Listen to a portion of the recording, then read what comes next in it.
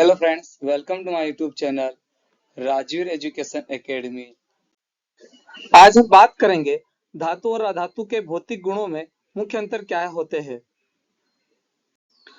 तो सबसे पहले हम बात करेंगे कि प्रकृति में कुल 118 तत्व है, जिनमें से 94 तत्व प्राकृतिक रूप से पाए जाते हैं और 24 तत्व कृत्रिम रूप से बनाए गए हैं।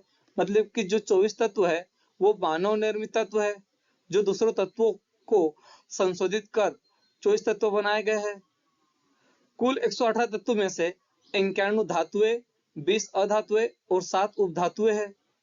अधिकतर धातुएं पृथ्वी की सतह व प्रॉपर्टी में खनिजों के रूप में पाई जाती है।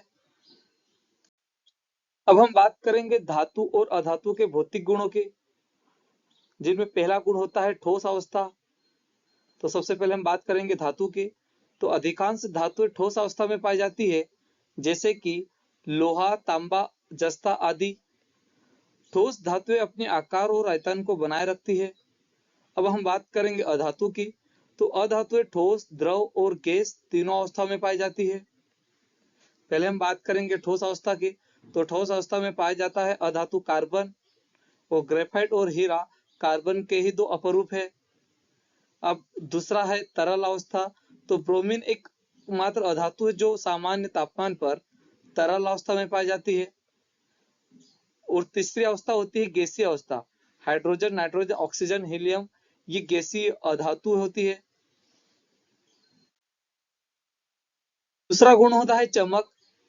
तो धातुएं आमतौर पर चमकदार होती है क्योंकि उनकी सतह पर मुक्त इलेक्ट्रॉन होते हैं जो प्रकाश को परावर्तित करते हैं।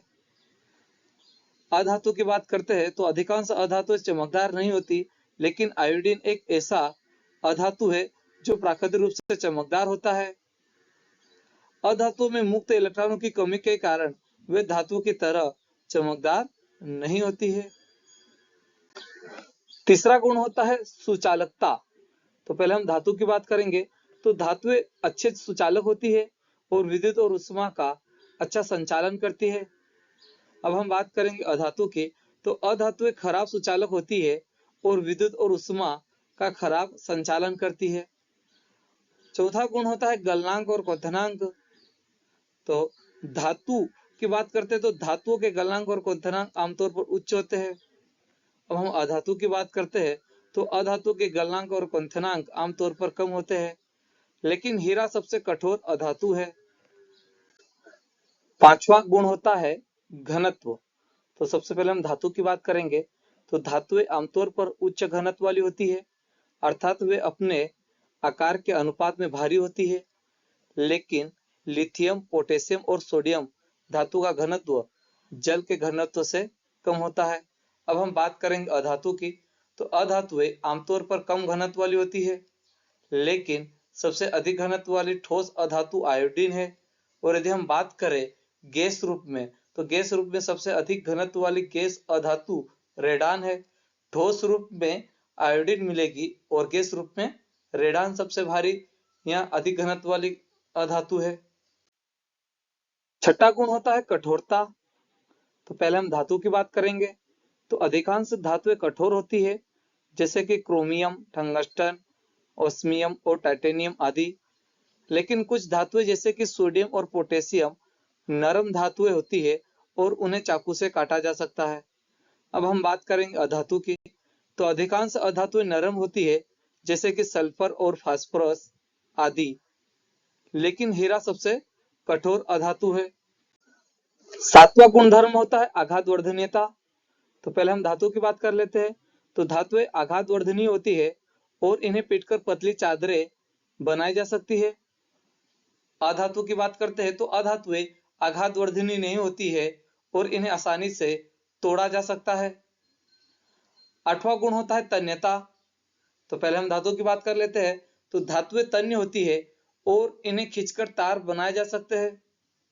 अब हम अधातु की बात कर लेते हैं।